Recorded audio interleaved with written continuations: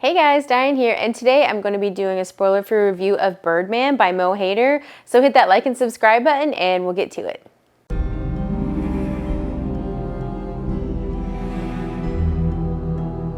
Okay, so as you can see, I got my serial killer sweatshirt on because Birdman is a sadistic sexual serial killer. This is a book about a crazed serial killer who is murdering prostitutes in London.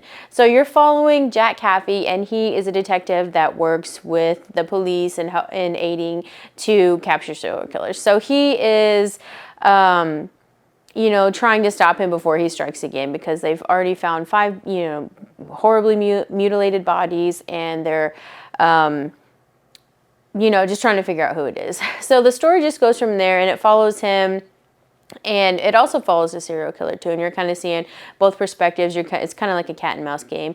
And then you also have his story, you have his, background, which is really sad. His background is really tragic, kind of like as usual. So the story just goes from there, and it gets pretty dark pretty fast, actually, from like the first page. But so the length and pacing of this book, I didn't realize that this was an 11-hour book on Audible or on my library app.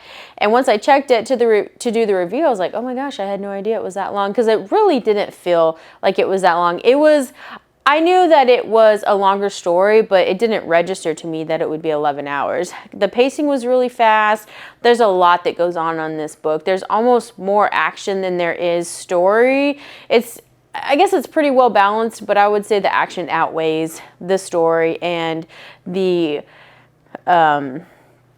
story and almost like the character. Almost, the characters in the book. But the characters were good. I mean, they were kind of like typical characters you would find in a book like this. You have the detective who is, mean and hard to love and can't treat a woman right and can't have a good relationship, and, which is very typical of most detectives that are portrayed in these books. And then you have, his girlfriend who's like a dumb lady, and then you also have the fellow detectives, and then you have the victims, which typically all kind of fall within the normal prostitution, drugs, things like that. So as far as stand-up moments and twists and things like that, there were so many victims, and there was so much like gore and everything. It's hard to really pinpoint one point where I was like, oh, that one, or oh, that one. It's just like,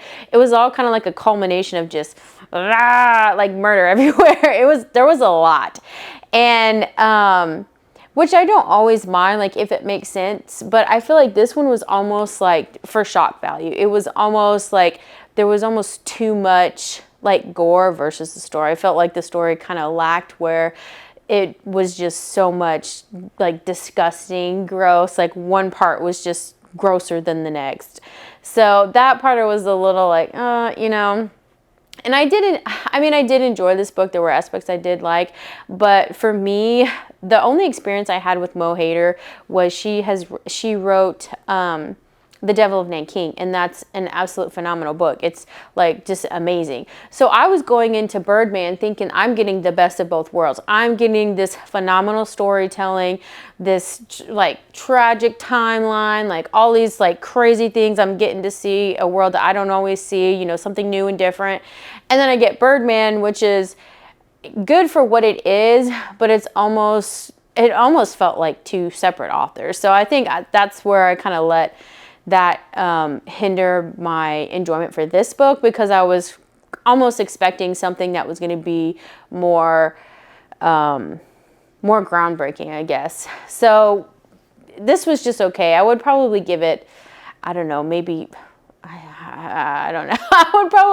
I want to give it a 7, but I don't feel like it's quite there. But I feel like a 6 is almost too low. So I'd probably be somewhere in the realm of like a 6.5 to a 7 out of 10, just because what I've already kind of said is I just felt like the story was lacking, and there was almost too much gore and too much disgustingness, to where it was like, well, I don't know. I just kind of felt like something was missing. As far as who I would recommend this to, I'd probably recommend this to people who are fans of let me think of, you know, serial killer books like The Chestnut Man or, you know, The Snowman. This is better than The Snowman, but it's not as good as The Chestnut Man. So if you like serial killer books, this is, I mean, it's a good serial killer book, but I guess I was expecting more. So I guess that's kind of where, that's why I'm kind of wavering back and forth as to whether, how much I enjoyed it or not. But it is good for what it is. So, but if you've read this book, you know, let me know in the comments if you haven't read it, or if, you know, you want to read it, let me know how you felt about it. And, you know, just hit that like and subscribe button, and we'll see you next time.